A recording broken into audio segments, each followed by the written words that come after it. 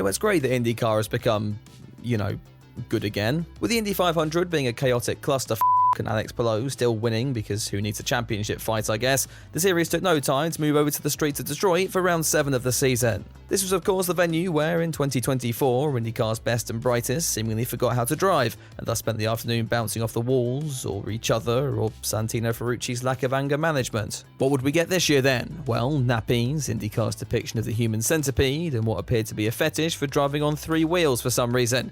Anyway, welcome to the comedy review. Now roll the intro.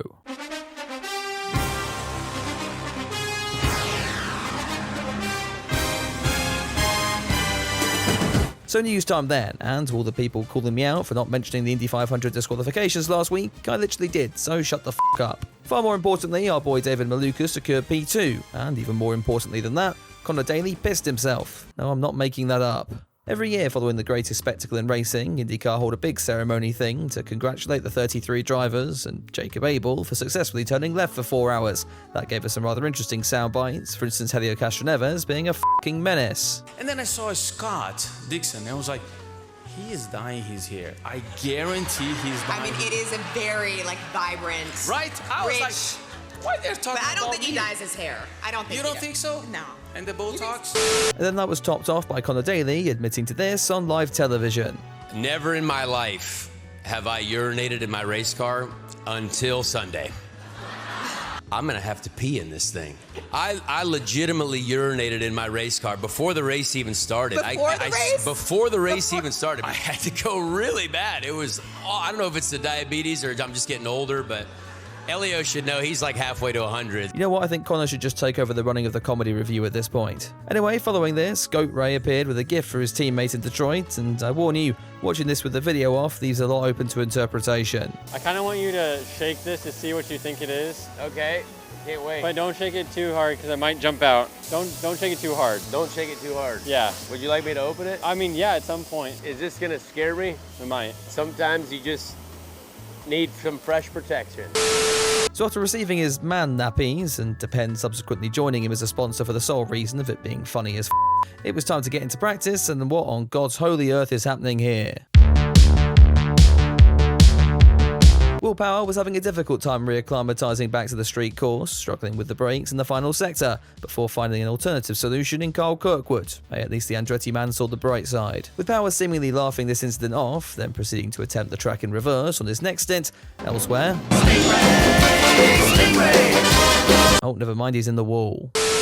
Thankfully, our boy would live to fight another day, as the same corner caught out many over the course of the opening session. Even God hit the runoff, unable to turn the car around in what has to be the closest the Spaniard's been to a mistake all year. Despite having a mid-session prostate exam though, Carl Kirkwood would take his ravished arsehole to the top of the times. Andretti the team to beat in Detroit, as Herta would take over that spot by the end of practice 2. Now if Alex Palou couldn't be any more f***ing perfect, is the championship leader saving a bird at the start of that second session. Thank God, because the car behind was Will Power, and given his track record this weekend, I'm not liking its chances. The IndyCar has this little habit of bringing you things you've never seen around a racetrack before, and this week it was the turn of Detroit's drain covers identifying as chain smokers for some reason.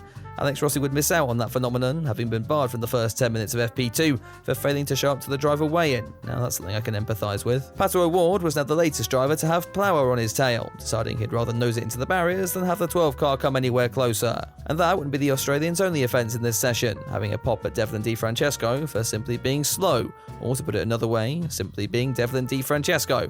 Meanwhile, let's wrap things up with Rinus VeeKay taking this weekend's Austin Powers Award, in a weekend already so chaotic the marshals were keeping count down in the runoff area.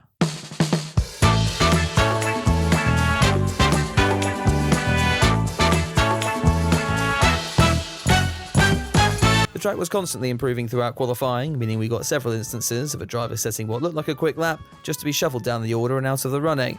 Only this was Santino Ferrucci, so nobody cared. Joining the ferret in the Group 1 drop zone was Piss Boy, No Dog Boy, and No Indy 500 second place boy. Yeah, probably need to work on that last one. Ericsson falling out was a big blow though, considering Andretti's pace this weekend. Another big name would fall in Group 2, as Newgarden lost a punch-up with the wall in a moment that I'm sure wouldn't have happened had he had a blended rear attenuator. Big names joining him would be Goat Ray, O'Ward, and 500 pole sitter Schwartzman, whose Prima outfit decided it was time to return to just being shit.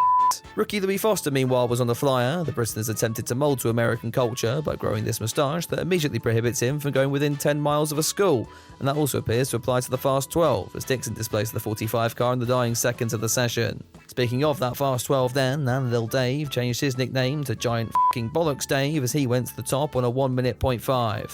Herter and Kirkwood then made it an Andretti 1-2 as Rahal barged his way into the top 6 somehow, Lundgaard and McLaughlin seemingly completing the order for the pole shootout before Below displaced the latter at the very end. Lucas wasn't able to match his round 2 time in the final session, and with a minute on the clock, that opened the door to the rest of the field to have a go at his provisional pole. Thankfully for David, Kirkwood wouldn't find the time, Below fancied a bit of a challenge, Lundgaard had found a new cat to play with, and Graham Rahal was Graham Rahal. That just left Herter as the only challenger, and with this being a street circuit, we just had to watch and take bets on which wall the 26 car would plough into. Only that didn't happen, and Colton came across the line to take his first pole of the year. Hats off to little Dave though, P2, you little f***ing legend.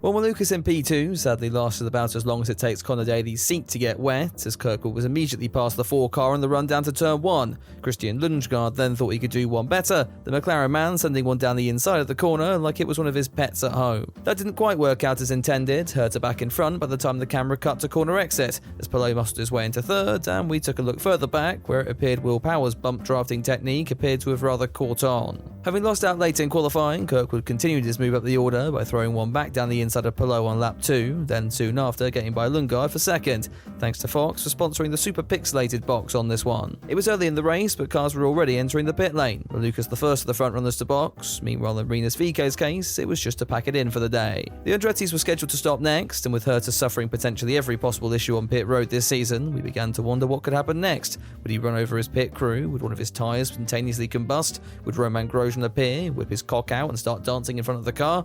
Oh, never mind, he's actually the clean stop for once. With no issues in the pits then, it was over to the Seagull to do what Seagulls do best and shit all over your day, barging Herter off the racing line and providing an opportunity for teammate Kirkwood to make it ahead into the effective race lead. With so much action already, it was easy to forget we'd almost gone 14 laps around the Detroit circuit without a single caution. Thus is the way for IndyCar in 2025. However, Felix Rosenquist took it upon himself to make things a little more interesting when he forgot about his mirrors and tried an alternative method of looking behind him. The order was all manners of f***ed at this stage, with some cars electing to stay out, and as a result, Rasmussen of all people led the field to green, while McLaughlin taught Seagull what happens if you try to mess with the race lead. When that didn't send us back behind the pace car, Di Francesco's tyre just decided to go on straight, giving the race director no other option. We tried this again then, Rasmussen leading from Rahal and Foster, while back in the positions we actually care about, Herter made it through on Pelot, and if you're wondering when he fell behind, well, he made the rookie mistake of attempting to overtake Will Power this weekend. The fake leaders would gradually pit, which was a little too much for Rasmussen to handle, and the likes of Herter and Pelot would slowly cycle their way back up to the front.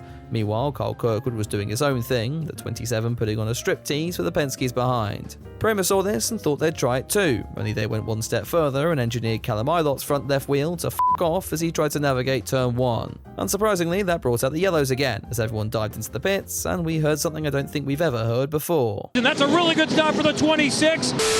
This caution gave us a fascinating scenario out front, however, as thanks to IndyCar strategy logic, Ferrucci and Simpson had now cycled to the front, and while they'd need to fuel save, could theoretically go to the end. The AJ40 team haven't won a race since 2013, now was their best shot, but a few more cautions would really come in handy.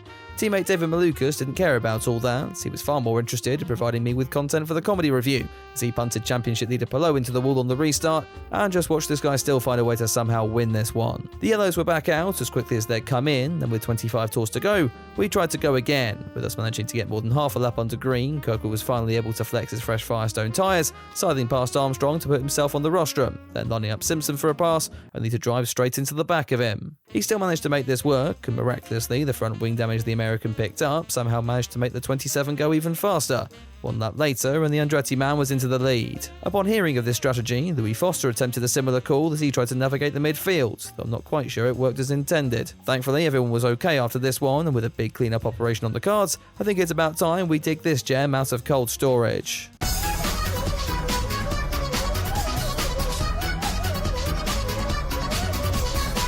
11 laps to the end then, and Kirkwood would lead the way. Right behind him, was Will Power. Nah, I'm sorry, someone's written this script for me. Well, if there was, then Santino Ferrucci clearly hadn't read it. The Ferret firing one down the inside and moving back up into second, Herta following him through just a few corners later. So with Kirkwood essentially dragging a load of damaged carbon fibre around for the final few laps, all attention was directed to the battle for third. Power trying his hardest to get back by the 26 of Herta and stop this being the first All-American top 3 since 2020, which is pretty f***ing wild for an All-American series, I've got to say. Try as he might though, Herta would hang on, as just up the road, Kirkwood would cross the line to take win number 2 of the season and begin the long fight back to Alex Palou.